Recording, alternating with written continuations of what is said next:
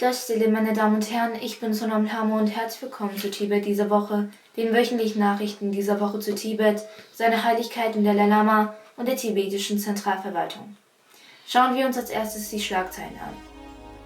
Seine Heiligkeit der Dalai Lama gratuliert Premierminister Modi zum Geburtstag. China verweigert inhaftierten Tibeterinnen in Sawinbo die medizinische Versorgung. UN-Experten befragen China zum Verbleib von Tibettv und Tibettv. Sejong Bemozering schließt Besuch in CTSE-Schulen ab. Tibetisch-buddhistische Gelehrte präsentieren Ergebnisse ihrer Untersuchungen über buddhistische Meditation auf dem Weltkongress für Psychophysiologie. Tibet-Büro in Washington DC beruft die 19. Konferenz der nordamerikanischen tibetischen Vereinigung ein. Sekretär Tashitunduk bittet US-Wirtschaftsminister, China für den sino-tibetischen Dialog zu gewinnen. Tibeter feiern den Geburtstag von Premierminister Modi mit einer Impfkampagne.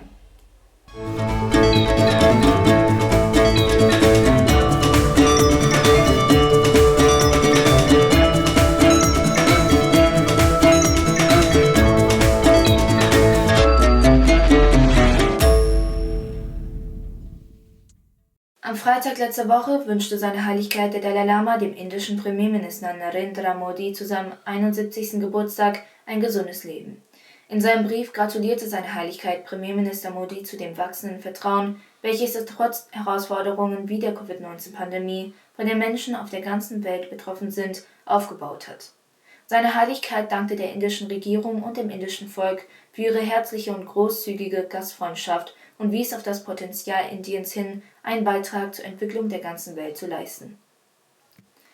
Die Tibeterin Gesang Döma, eine der 121 kürzlich festgenommenen Tibeter aus Sawinbo in Tibet, befindet sich Berichten zufolge in kritischem Zustand. Chinesische Polizeibeamte des Landkreises Silchu, in dem die Tibeter inhaftiert sind, haben Gesang Döma, die etwa 50 Jahre alt ist, die Erlaubnis verweigert, sich in ein Krankenhaus einweisen zu lassen.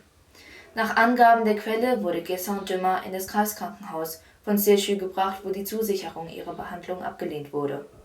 Die Bitte, ein anderes Krankenhaus aufzusuchen, wurde ebenfalls verweigert.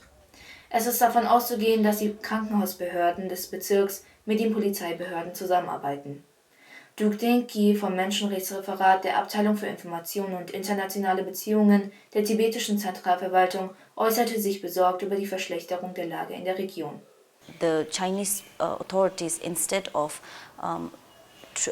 providing treatment and medical care, has subjected her to detention, and she continues to be in the detention center as of now. So we do not have the exact information of what condition she is suffering. However, it is concerning to hear that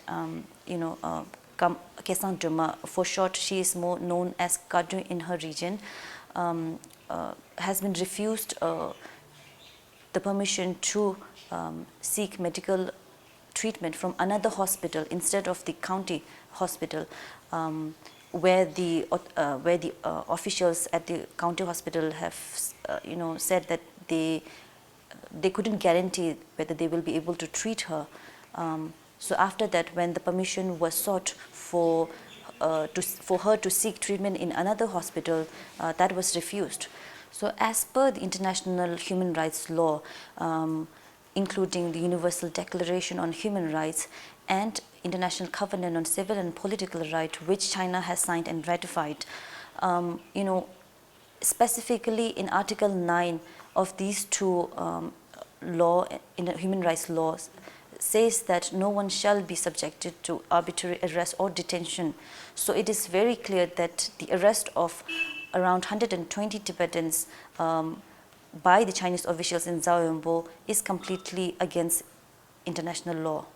Gesang Döma bzw. Gabdö befindet sich nach wie vor zusammen mit anderen Tibetern in Haft, die willkürlich festgenommen und im Gefängnis festgehalten werden, anstatt ihnen die notwendige medizinische Versorgung zu gewähren. Eine Gruppe von UN-Experten hat China gemeinsam zu den Fällen der verschwundenen tibetischen Mönche Tibettv und Rinchen Außenhaber in Amdo, Osttibet befragt.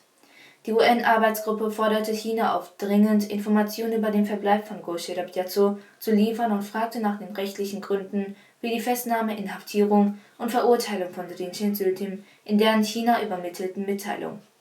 Der tibetische buddhistische Gelehrte Goche Gyatso wurde am 26. Oktober 2020 in Chengdu in der Provinz Sichuan verhaftet. Seitdem gibt es keine Informationen über sein Wohlbefinden und sein Verbleib. Goche Gyatso hat mehrere Bücher über tibetische Philosophie und Kultur sowie das klösterliche Bildungssystem veröffentlicht. Der andere tibetische Mönch, Rinchen Tsutim aus dem Kloster Nangshin in Ngaba, wird in Isolationshaft gehalten, seit er am 27. Juli 2019 von chinesischen Beamten des Büros für öffentliche Sicherheit in Ngaba willkürlich festgenommen wurde. Erst am 23. März 2021 wurde bekannt, dass er zu 4,5 Jahren Haft verurteilt worden war. Informationen über die gegen ihn erhobenen Anschuldigungen, den Verhandlungstermin und das Gericht, vor dem der Prozess stattfand, sind weiterhin unbekannt. Sigyong Bemba-Tseling beendete seinen Besuch in den 5 Schulen der zentralen tibetischen Schulverwaltung CTSA und sein Treffen mit höheren Beamten in Indiens Hauptstadt. Am Montag dieser Woche traf sich der Sigyong mit der Sekretärin des Bildungsministeriums der indischen Regierung Srimati Lamchungme Switi Changsan und mit Beamten der zentralen tibetischen Schulverwaltung in Neu-Delhi. Sie besprachen die wichtigsten Abläufe für die Übertragung der CTSA-Schulen, die noch nicht in die Sambodha Tibetan School Society integriert wurden. Die Sambodha Tibetan School Society untersteht der Bildungsabteilung der zentralen tibetischen Verwaltung. Der Sigyong besuchte am selben Tag auch den indischen Justizminister, den ehrenwerten Shri Kiren Rijiju. Während seines Besuchs der Schulen in Hebetpur, Mussoorie, Kalimpong und Darjeeling erkundigte sich der CTSA-Präsident nach der Lage der tibetischen Schulen, insbesondere den Schulen, die noch dem CTSA unterstehen, und wies auf die Notwendigkeit des Übergangs hin. Sigyong Bemba-Tseling merkte an, dass sein Besuch dazu diente, die aktuelle Situation der 5 verbleibenden CTSA-Schulen zu bewerten und sich mit den betroffenen Mitarbeitern dieser Schulen auszutauschen, um ihre Perspektive und Vorschläge anzuhören. Der Sigyong besuchte ebenfalls verschiedene tibetische Zentren in der Region, wie das Selbsthilfezentrum für tibetische Flüchtlinge, das Tibetisch-Medizinische Institut in Chakpuri und das Manjushri-Zentrum für tibetische Kultur. Er sicherte diesen Zentren umfassende Zusammenarbeit und Unterstützung zu. Am Donnerstag letzte Woche wurden auf dem Weltkongress für Psychophysiologie IOP 2021 erstmals die Ergebnisse einer Reihe einzigartiger psychophysiologischer und physiologischer Studien in den buddhistischen tibetischen Klöstern in Südindien vorgestellt.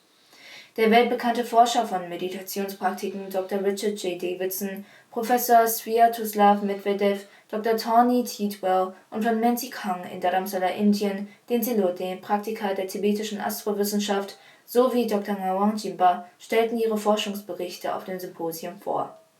Im Rahmen des Kongresses fand ein internationales Symposium mit dem Titel Psychophysiologie der Meditation statt, an dem Teilnehmer aus Russland, den USA und Indien teilnahmen. Das Tibet-Büro in Washington D.C. hat die 19. Konferenz der Nordamerikanischen Tibetischen Vereinigung einberufen. Auf der Konferenz, an der die Präsidenten und Sekretäre von 15 tibetischen Vereinigungen mit Sitz in den USA teilnahmen, wurden Fragen im Zusammenhang mit der Gesundheit und Sicherheit seiner Heiligkeit erörtert und eine Gebetszeremonie für ein langes Leben seiner Heiligkeit, den Chu, dargebracht. Es wurden auch politische Strategien für Kundgebungen, Proteste und Lobbyarbeit entwickelt, um die Assimilationspolitik der Volksrepublik China, die Umweltzerstörung und die Verletzung der Menschenrechte in Tibet aufzudecken.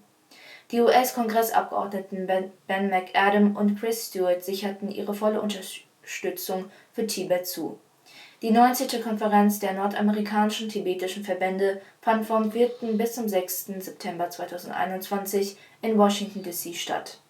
Der Dashi Tundub vom Tibet-Büro in Washington D.C. nahm am Mittwoch dieser Woche im Willard Intercontinental Hotel an einer Diskussion über Megatrends im 21. Jahrhundert teil. Er bat Professor Andreas Pinkward, Wirtschaftsminister der USA, um Unterstützung, die chinesische Führung von dem Win-Win-Vorschlag des mittleren Weges zu überzeugen, und drängte auf seine Intervention zur Wiederaufnahme des Dialogs mit dem Vertreter seiner Heiligkeit des Dalai Lama, um die Tibet-Frage zu lösen. Der Minister sicherte zu, sein Bestes zu tun. Rund 40 Teilnehmer aus verschiedenen Organisationen und Botschaften nahmen an der Veranstaltung teil. Die Veranstaltung wurde von der Friedrich-Naumann-Stiftung und dem Amerikanischen Institut für zeitgenössische deutsche Studien organisiert. Anlässlich des 71. Geburtstages von Premierminister Narendra Modi organisierte das Tibetan Delhi Hospital in Zusammenarbeit mit dem Rotary Club Dharamsala, der Indo-Tibetan Friendship Association, Gunbin und dem Tibetan Settlement Office eine kostenlose Covid-Impfaktion und Tests in McLeod-Ganj, einem Vorort von Dharamsala. Der District Commissioner war als Hauptgast anwesend, begleitet von Chief Medical Officer, District Health Officer und dem Immunisierungsbeauftragten. On the day of 71st birthday of our Prime Minister, the NGOs have organized a medical camp and free vaccination for the people over here. So that is the reason I have came here. I wish all the best for them, and whatever, if there is any lack of vaccination, the administration will be providing it. Ich danke Ihnen für Ihre Aufmerksamkeit. Auf Wiedersehen und bis nächste Woche.